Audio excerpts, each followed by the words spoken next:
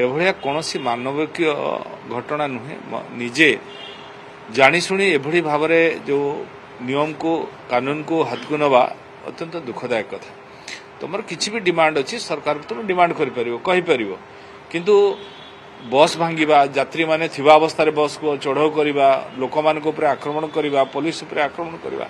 ये मानविकता नुहे कि मनुष्यर कर्तव्य नुहे तेणु सरकार आपरे निश्चित भाव में दृढ़ दृढ़ कार्यानुष्ठान ग्रहण कर ये मोहन माझी सरकार ये केभे भी जो माने एभली दुरात्मक काम करेंगे केवे क्षमा देव ना से लाइसेंस कैंसल करने सरकार निष्पत्ति नौछंती एवं दृढ़ कार्यानुष्ठान नवाई सरकार निष्पत्ति नहीं हार्ट ऑफ द सिटी गोटे प्रतिवाद ना अराजकता करागला 500 ऑटो आनिकी मास्टरकानी छक रखागला प्रतिवाद ना जबरदस्त शांति श्रृंखला भंग करागला सरकारी संपत्ति भंगला ताकठार जब्त करा जिवो कि जो ये निश्चित भाव में सरकार विचार विमर्श कर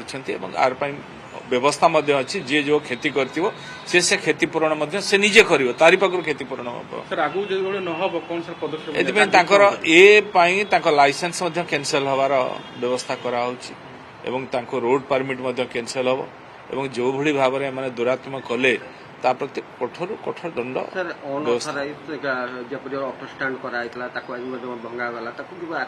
निश्चित भाव जहाँ विधिबद्ध भाव में सरकार करवा आवश्यकता अच्छी करेंगे कारण सरकार साधारण लोक प्रोटेक्शन देवाई और साधारण लोकों ऊपर आक्रमण हम सरकारी संपत्ति को भंग करा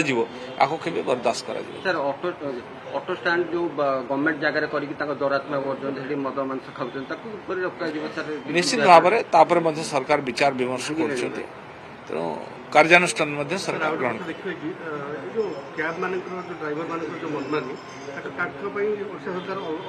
निश्चित भाव में से तो समस्त एमती होती ओडिशा सरकार एवं गोटे आप आनी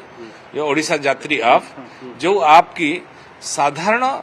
लोक माने उपकृत हवा संगे ड्राइवर माने उपकृत हे जो पैसाटा जो आप जो माने करते साधारण लोक मान जो कमिशनटा जाए एठी से कमिशन जीवनी एठी ड्राइवर माने ही तार बेनिफिट पाइबे तेणु मु अनुरोध करुच्ची जो ड्राइवर भाई माने या नकरी समस्ते ओडिशा यात्री आप रे जोड़ी होंतु एवं तार बेनिफिटटा से पांतु आज्ञा जो माने एक कांड भियाइछंती सेमान को चिन्हट कर जाउची सेमाने मध्ये अनेक अनऑथराइज ऑटो स्टैंड करथवा कथा मध्ये कह ताकू सरकार भांगिया पई वर्तमान सहरांचल रे गुरुत्व देबे निश्चित भाव में सरकार कार्यानुष्ठान ग्रहण करुछंती आगु को मध्ये दृढ़ कार्यानुष्ठान ग्रहण करिवे।